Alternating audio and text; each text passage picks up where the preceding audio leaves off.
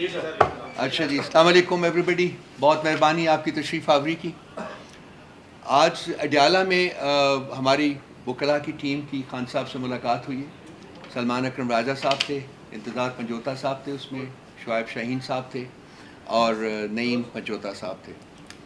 As usual جب وہ بات کرتے ہیں خان صاحب تو بہت فرینکلی اور بہت بلنٹلی بات کرتی ہیں. آج کی گفتگو بھی ان کی وکلاء کے ساتھ کچھ اسی قسم کی تھی. اور if I am right to state this, Salman صاحب کہ انہوں نے کہا تھا کہ آپ اس کو شیئر کریں. تو it's over to you Salman صاحب. جی بہت شکریہ جی شکریہ. بسم اللہ الرحمن الرحیم. جیسا کہ رؤوف صاحب نے کہا، آج ہماری عمران خان صاحب سے اڈیالہ جیل میں تفصیلی ملاقات ہوئی اور عمران خان صاحب بہت پرعزم نظر آئے. ان کے ذہن میں کچھ خیالات ہیں، پاکستان کے مستقبل کے حوالے سے کچھ فکر بھی ہے، اور ان خیالات اور ان افکار کا انہوں نے ہم سے تقاضا کیا کہ ہم عوام کے ساتھ، آپ کے ساتھ ان کو شیئر کریں، آپ تک یہ بات پہنچائیں. اس وقت پاکستان ایک بہت اہم موڑ پہ کھڑا ہے اور عمران خان صاحب کو اس بات کا ادراک ہے کہ پاکستان کے عوام 8 فروری کو اپنا فیصلہ دے چکے ہیں، اور اگر اس فیصلے کو اب جھٹلایا جاتا ہے، جیسا کہ اس وقت صورتحال ہے، اس فیصلے کو رد کیا جاتا ہے ایک جعلی رزلٹ کے ذریعے، تو پاکستان آگے نہیں بڑھ سکتا. اس کی دلیل ہماری تاریخ بھی ہے اور اس کی دلیل ہماری عقل بھی ہے. دیکھیں، جب ہم تاریخ پر نظر دوڑاتے ہیں تو ہمارے سامنے 1970 کا الیکشن آتا ہے. 1970 کا الیکشن خان صاحب نے بارہا کہا کہ ان کی آنکھوں کے سامنے ہے. 15 مارچ 1970 وہ ڈھاکہ میں موجود تھے ایک انڈر 19 ٹیم کے ساتھ میچ کھیلنے. انہوں نے اپنی آنکھوں سے دیکھا وہاں کیا سما تھا. جب آپ ایک عوام کے دیے گئے فیصلے کو ووٹ کے ذریعے، جو جمہوری طریقہ ہے، جو ایک آئینی طریقہ ہے، اس کو آپ رد کرتے ہیں تو اس کا رد عمل ضرور ہوتا ہے. عوام اور ریاست کا رشتہ خان صاحب نے بارہا کہا ووٹ کے ذریعے ہے.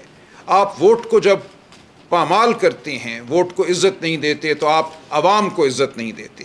اور جب آپ عوام کو دھتکارتے ہیں تو آپ نہیں یہ مفروضہ قائم کر سکتے کہ معیشت ترقی کرے گی، ملک جو ہے مستحکم رہے گا. یہی کچھ 1970 میں ہم نے بھگتا.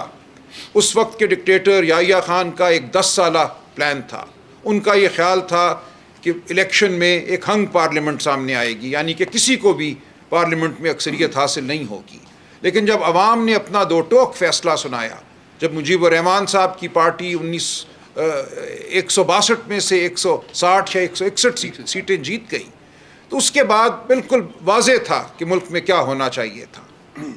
ہونا یہی چاہیے تھا کہ عوام کی منتخب کردہ جماعت کو اقتدار تھام دیا جاتا، دے دیا جاتا. لیکن ایسا نہیں کیا گیا کیونکہ کوئی پلان پہلے سے موجود تھی منصوبہ سازوں کے ذہن میں. یحییٰ خان صاحب نے ایک پلان بنائی ہوئی تھی، جس پلان میں یہ شامل تھا کہ پارلیمنٹ ہنگ ہوگی، جس کے نتیجے میں ان کو بطور صدر اور آرمی چیف قبول کیا جائے گا اور وہ مزید اپنے اقتدار کو طول دیں گے. جب ایسا نہ ہوا تو ان کو ایک لشکر کشی کرنا پڑی. اس لشکر کشی کے بعد جھوٹے فراڈ بائی الیکشن کرائے گئے، جن میں عوامی لیگ سے 80 سیٹیں چھین لی گئیں. ان الیکشنوں کو کسی نے قبول نہ کیا اور پاکستان، ہماری عزیز مملکت، ہم جانتے ہیں کس سانے سے دوچار ہوئی. آج خدا نخواستہ ایسی ہرگز صورتحال نہیں کہ وطن عزیز کی سالمیت کو کوئی اندیشہ ہو، کوئی اس حوالے سے ہمیں گمان ہو. ہم سب پاکستان کی سالمیت کے لیے کوشاں ہے، پاکستان کی ترقی کے لیے کوشاں ہے. ہم سب پاکستان کے لیے سوچتے ہیں، پاکستان کی ترقی، پاکستان کے عوام کی ترقی کے لیے سوچتے ہیں. لیکن ہم آپ سے، آپ کے توسط سے، عوام سے اور مقتدرہ سے یہ درخواست کرتے ہیں کہ پاکستان کے عوام کی آواز کو سنا جائے، پاکستان کی عوام کو مزید نہ ٹھکرایا جائے. اسی میں ہم سب کی فلاح ہے، اس ریاست کی فلاح ہے، اس ریاست کی معیشت کی فلاح ہے.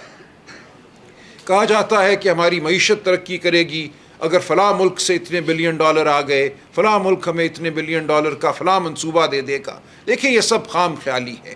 جب تک قوم اور ریاست میں ربط نہ ہو، جب تک قوم اور ریاست میں اعتماد کا رشتہ نہ ہو، کوئی معیشت ترقی نہیں کرتی. جب چین نے ترقی شروع کی یا بھارت نے ترقی شروع کی تو سب سے پہلے وہاں جو غیر ممالک میں مقیم بھارتی تھے یا غیر ممالک میں مقیم چینی تھے، انہوں نے سب سے پہلے سرمایہ کاری کی، انویسٹمنٹ کی. ان کے ذریعے باقی دنیا کو اعتماد پیدا ہوا، باقی دنیا کو نظر آیا، اور ہزاروں بزنسز نے اپنے طور پہ آ کر وہاں سرمایہ کاری کی. اس سے صنعت نے ترقی کی، اس سے معیشت نے ترقی کی. ایسا نہیں ہوتا کہ کوئی دوست ملک آپ کو 5, 10, 20 بلین ڈالر پکڑا دے اور آپ دوڑنا شروع ہو جائیں. سی پیک کے تحت ہمارے ملک میں 60 بلین ڈالر تو آ چکا 2015 اور 2020 کے درمیان. کیا ہمیں اس کا فرق نظر آیا اپنی معیشت پر؟ فرق اس لیے نظر نہیں آتا کہ اس وقت قوم اور ریاست کے درمیان ایک خلا پیدا کر دی گئی ہے. جب تک پوری قوم جت کر ایک نصب العین کے پیچھے کھڑی نہیں ہوتی، اور اس نصب العین کے پیچھے قوم تب کھڑی ہوگی جب قوم کو یہ احساس ہوگا کہ اس کو عزت دی گئی ہے، اس کے ووٹ کو تسلیم کیا گیا ہے، اس کی طے کردہ قیادت کو اقتدار دیا گیا ہے، تب عوام آپ کے ساتھ ہوگی. یہ معیشت ترقی کرے گی، یہ ملک ترقی کرے گا. خان صاحب نے بار بار یہ کہا کہ آپ کو حمود الرحمن کمیشن رپورٹ یاد دلاؤں کہ حمود الرحمن کمیشن رپورٹ میں کیا کچھ لکھا ہے. پاکستان کے ہر شخص کو، ہر شہری کو میں سمجھتا ہوں وہ رپورٹ پڑھنی چاہیے. عمران خان صاحب کا بھی یہ تقاضا ہے. ہمیں تاریخ سے سیکھنا ہے. جو غلطیاں ہم کر چکے 1970 میں، 1971 میں، ان غلطیوں کو ہمیں نہیں دہرانا. لیکن بدقسمتی سے یہ نظر آتا ہے کہ آج پھر ہم ان غلطیوں کو دہرانے چلے ہیں، آج پھر ہم عوام کو دھتکارنے چلے ہیں. ایسا ہرگز نہ کیجیے. اس وقت بھی ایک پلان تھی، غالباً اس کا نام بھی لنڈن پلان تھا. آج بھی بظاہر ایک پلان تھی، ایک لنڈن پلان تھی، جس کے تحت منصوبہ سازی کی گئی کہ حکومت کو گرانا ہے، پی ٹی آئی کی حکومت کو. اس کے بعد ایک ملغوبہ قسم کی حکومت قائم کرنا ہے، اور وہ پلان آج تک کار فرما ہے. اسی لیے اس الیکشن کے رزلٹ کو دھتکارا گیا، جھوٹے رزلٹ ہمارے سامنے پیش کیے گئے، جیتے ہوئوں کو ہروایا گیا، اور آج پھر فریب پر کھڑی ایک حکومت قائم کر دی گئی ہے.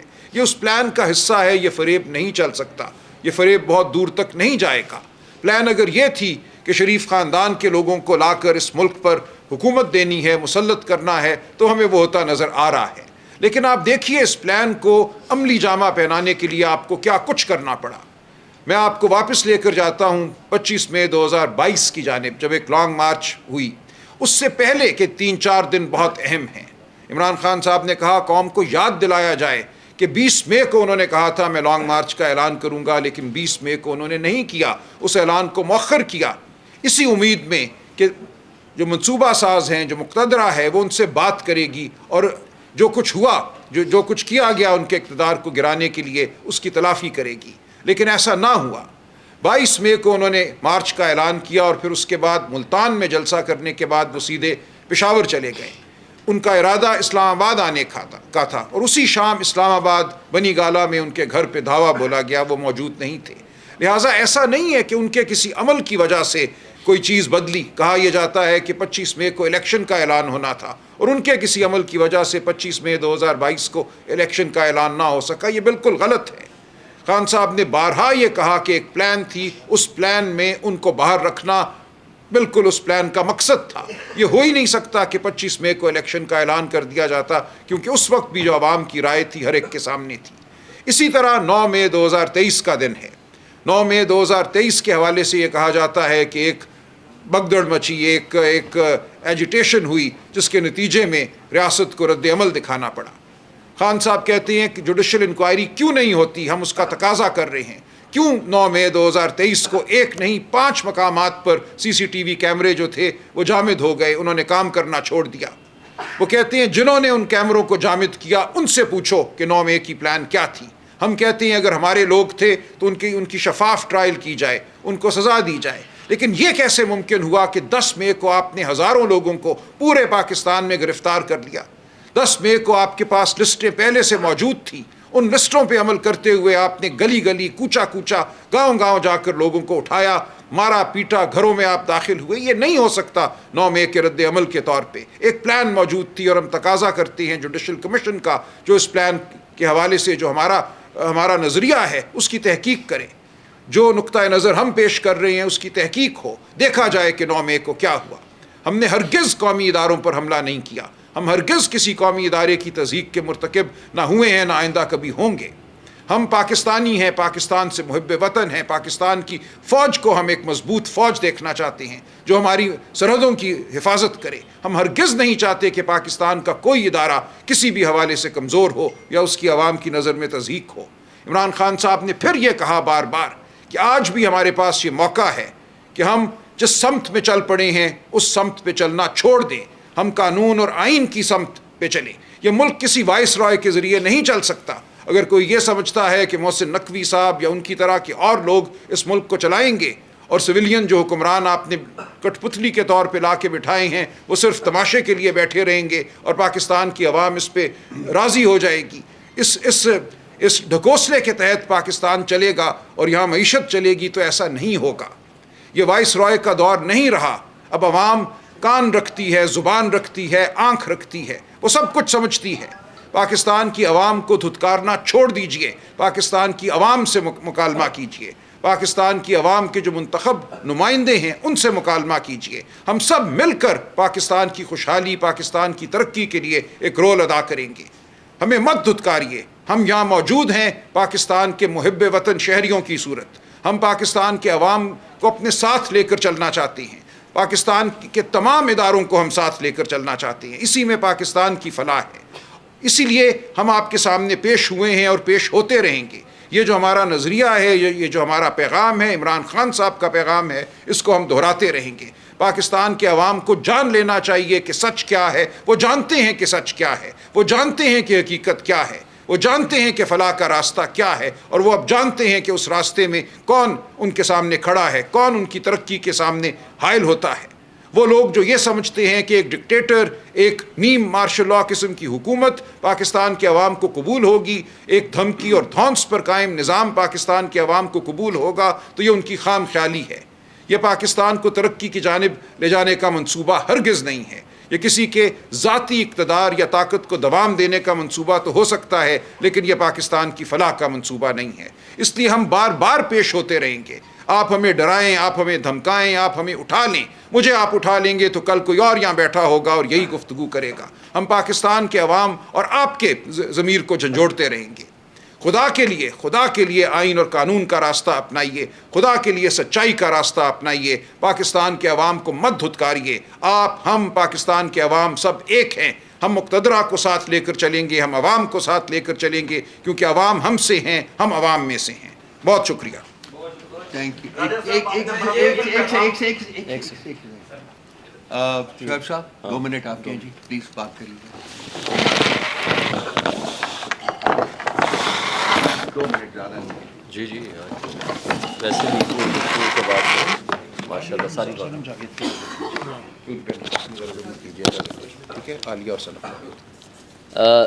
سلمان اکرم راجہ صاحب کی گفتگو کے بعد میں صرف چند پوائنٹس ایڈ کروں گا. سٹارٹ میں کروں گا کہ ہماری جو خواتین, جو ہماری بہنیں, جس میں عالیہ, حمزہ اور صنم جاوید صاحبہ, جو اس وقت میاں والی یا اس سے پہلے سرگودا کی جیلوں میں ان کو بند کیا گیا, اس سے پہلے لاہور کی جیلوں میں بند کیا گیا, اور بہت ساری اور خواتین, ڈاکٹر یاسمین راشد, ان کا کیا قصور ہے سوائے اس بات کے کہ یہ پی ٹی آئی کو سپورٹ کرتی ہیں.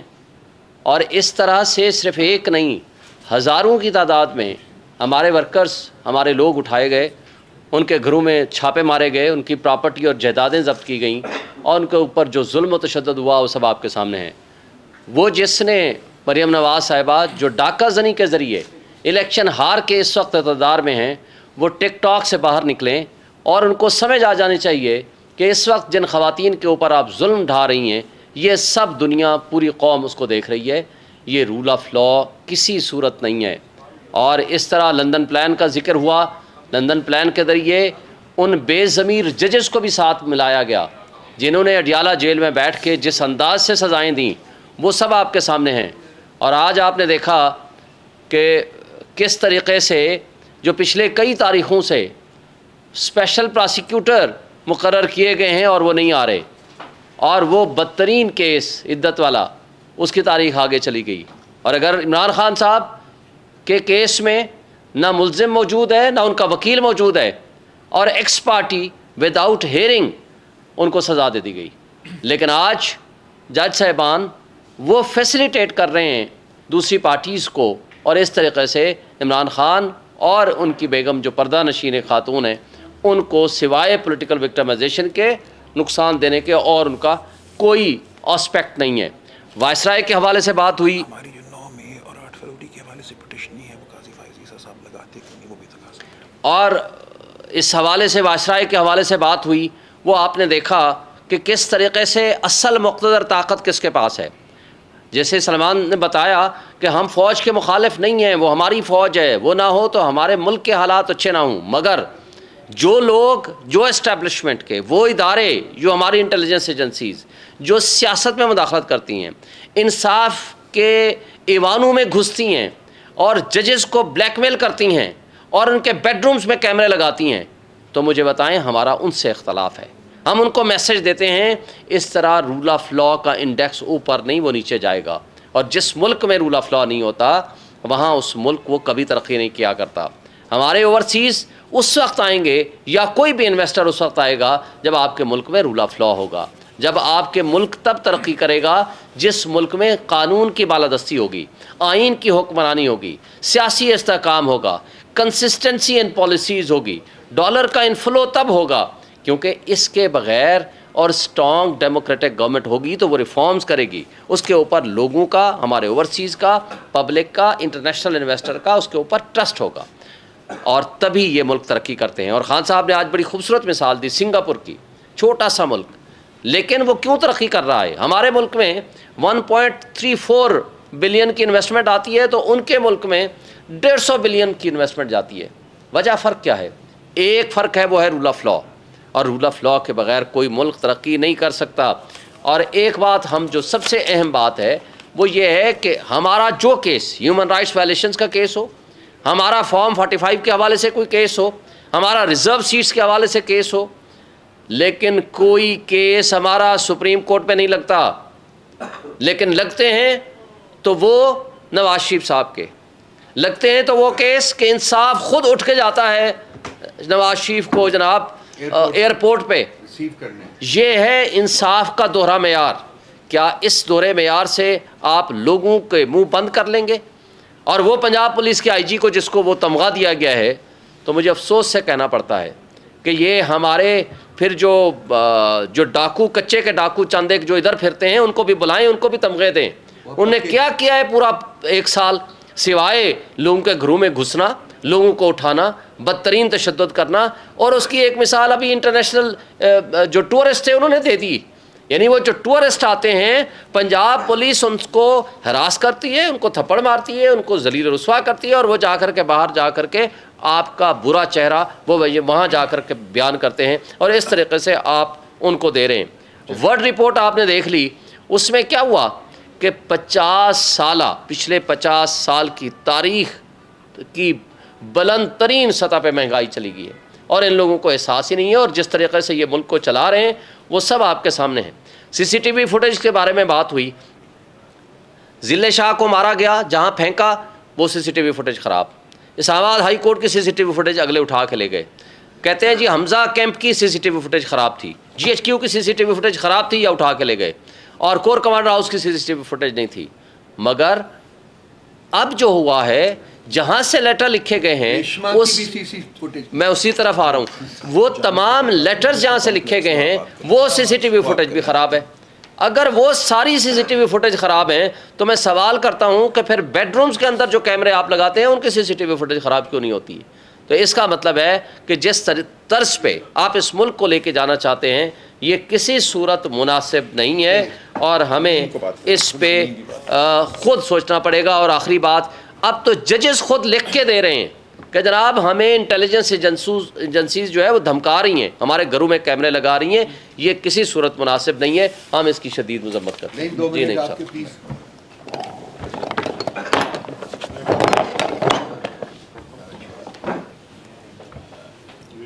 بہت شکریہ جی۔ دیکھیں 2-3 پوائنٹس آپ کے سامنے رکھنا چاہوں گا۔ 9 مئی کے حوالے سے رائے صاحب نے بھی بات کی اور شعیب شہین صاحب نے بھی بات کی، سی سی ٹی وی کیمروں کے حوالے سے۔ 18 مارچ جوڈیشل کمپلیکس خان صاحب پہ حملہ کیا گیا، وہاں پر وکلاء کی وردیوں میں نامعلوم لوگ تھے، اور اس دن اللہ تعالیٰ نے کرم کیا، ہماری ایک ایسی حکمت عملی جس کے اوپر ہم نے خان صاحب کو کہا کہ آپ واپس چلے جائیں، گیٹ کے اوپر ان کی حاضری لگی اور وہ واپس آئے، لیکن اس دن کی بھی جو سی سی ٹی وی کیمرے کی فوٹیجز ہیں وہ کدھر ہیں؟ ہم مطالبہ کرتے ہیں کہ وہ بھی منظر عام کے اوپر لائی جائیں، اور اس کے ساتھ ساتھ ٹی وی چینلز کے اوپر عمران خان صاحب کی تصویر، ان کی تقریر، ان کا نام لینے کی پابندی لگائی گئی ہے۔ کس قانون کے تحت لگائی گئی ہے؟ پیمرا جا کے عدالت میں یہ کہتا ہے کہ ہماری طرف سے کوئی پابندی نہیں ہے، تو پھر کون پابندی لگا رہا ہے؟ کیا یہ آزاد ملک ہے؟ ہمارے ادارے آزاد ہیں؟ یہاں پر جو سارے معاملات ہیں وہ کیا آزادی سے چل رہے ہیں؟ اس کے ساتھ ساتھ سویلین کا ملٹری ٹرائل، دیکھیں اس حوالے سے اٹارنی جنرل نے سپریم کورٹ میں یہ کہا کہ 15 سے 20 لوگ ایسے ہیں جو بری ہونے والے ہیں، لیکن جا کر ان کو 1 سال سزا سنا کر احسان جتایا جا رہا ہے جو بے گناہ لوگ ہیں۔ سویلین کا کسی صورت ملٹری ٹرائل ہو ہی نہیں سکتا، لیکن یہاں نہ قانون ہے نہ آئین ہے۔ اس کے ساتھ ساتھ بلے کے نشان کے حوالے سے ہماری درخواست جو ہے وہ سٹل وہاں پر پینڈنگ ہے الیکشن کمیشن کے پاس، کیوں نہیں ابھی تک سرٹیفکیٹ اپلوڈ کیا جا رہا؟ یہ ہم مطالبہ کرتے ہیں کہ الیکشن کمیشن 1 مہینے سے اوپر ٹائم ہو گیا ہے کہ وہ سرٹیفکیٹ اپلوڈ کریں۔ اس کے ساتھ ساتھ میں یہ کہنا چاہوں گا کہ خان صاحب کی دیگر درخواستیں اسلام آباد میں بھی اور لاہور میں بھی مختلف جگہوں کے اوپر پینڈنگ ہے، اسی طرح سپریم کورٹ کے اندر، تو ان تمام درخواستوں کو فکس کیا جائے۔ ایک تو ضمانتیں ہیں 9 مئی کے حوالے سے، وہ درخواستیں ہیں، اور ایک جو سپریم کورٹ کے اندر ہے عمران خان صاحب کی جو ڈسکوالیفیکیشن ہے، نااہلی ہے، اس حوالے سے ہماری درخواست ہے۔ اس کے علاوہ اور دیگر درخواستیں جو ہم نیکسٹ پریس کانفرنس کریں گے، جس میں آپ کے سامنے ساری چیزیں لے کر آئیں گے کہ چیف صاحب آپ ملک کی سب سے بڑی عدالت کے سربراہ ہیں، آپ کا حق بنتا ہے انصاف دینا۔ اگر آپ عوام کو، قوم کو انصاف نہیں دیں گے تو پھر کون انصاف دے گا؟ ابھی انتظار صاحب آپ کے سامنے ادھر کر دیں، نہیں ہوگا۔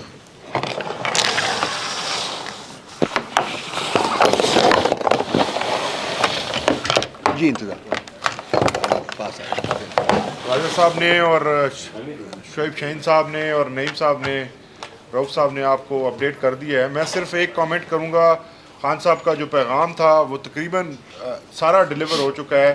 ایک چیز جو مس ہوئی ہے وہ میں ایڈ کرنا چاہوں گا۔ خان صاحب نے 71 کے حالات کو آج کے حالات کے ساتھ کمپیئر کیا۔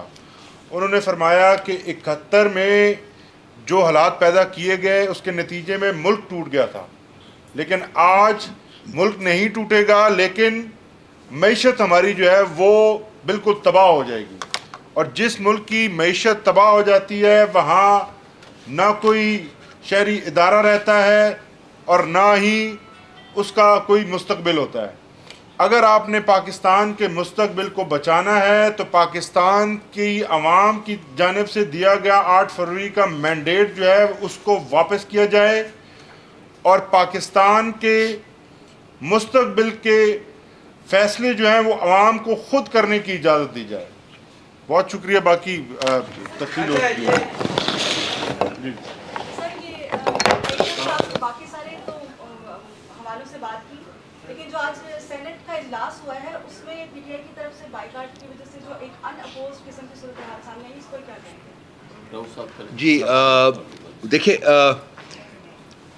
ہماری حکومت کے پی میں جو ہے انہوں نے کے پی کے حقوق کے اوپر ڈاکہ ڈالا ہے، اور اس کانٹیکسٹ میں ہم یہ افورڈ نہیں کر سکتے تھے کہ جب کے پی کی ریپرزنٹیشن سینٹ میں موجود نہیں ہے تو ہم اس ایکسرسائز میں جو کہ ایک فریولس فراڈولنٹ ایکسرسائز ہے ہم اس میں کسی طریقے سے بھی پارٹیسپیٹ کریں۔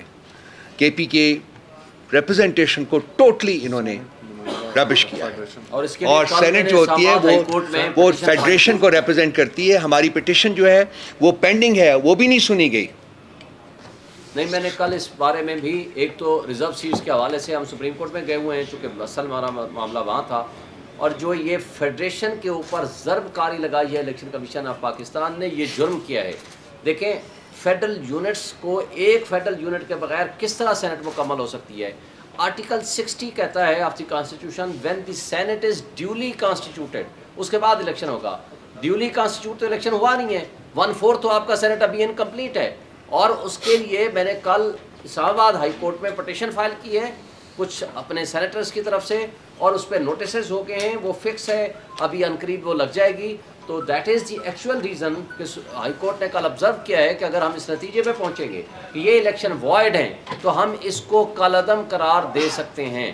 تو میرا خیال ہے کہ that is the actual reason جس میں ہماری پولیٹیکل لوگوں نے یہ فیصلہ کیا. اچھا سلمان اکرم راجہ صاحب ایک منٹ یار کوشچن کرنے کے لیے آپ نے کم از کم جو پریس کانفرنس کی ہے اس میں 6 مرتبہ سے زائد مرتبہ تک تمام ساتھیوں نے ایک ہی بات کی ہے کہ ووٹ کو عزت دو, ٹھیک ہے. تو جب اس وقت آپ یہ بات کر رہے ہیں ووٹ کو عزت دو اور ایک ہی پریس کانفرنس میں 6 سے زائد مرتبہ آپ کا مطالبہ ہے, ایک وقت ایسا بھی تھا کہ جب آپ کے ریپریزنٹیٹیو حکومتی ریپریزنٹیٹیو آپ کے ساتھی بوٹ جا کے رکھتے تھے ٹاک شوز میں, تو اس وقت جو ہے ذرا سنیے گا اس وقت میں اور اس وقت میں آپ کیسا فیل کر رہے ہیں؟ دیکھیے اس جس وقت کوئی اور مطالبہ دیکھیے اس وقت آپ جانتے ہیں, آپ آپ سب جانتے ہیں ٹاک شو میں بوٹ رکھنے والا کون تھا اور ان کی وابستگی کس سے کس کے ساتھ, اور اور آج بھی انہی کے ساتھ ہے وہ. اس لیے یہ آپ نہ کہیے, اور دیکھیے کیا کس بات نے اس کرتے کو ہیں ووٹ دیا ہے, ووٹ اس کو کس نے دیا ہے, کس نے دیا ہے؟ ہم نے جس وقت ووٹ دیا تھا یا ٹکٹ دی تھی اس وقت یہ بوٹوں کا کام نہیں کرتا تھا. جب اس نے بوٹ والے کام شروع کیے اس کو جن لوگوں نے ووٹ دیا ان کے ووٹ آپ کے سامنے ہیں. Thank you. تھینک یو جی, بڑی مہربانی, شکریہ.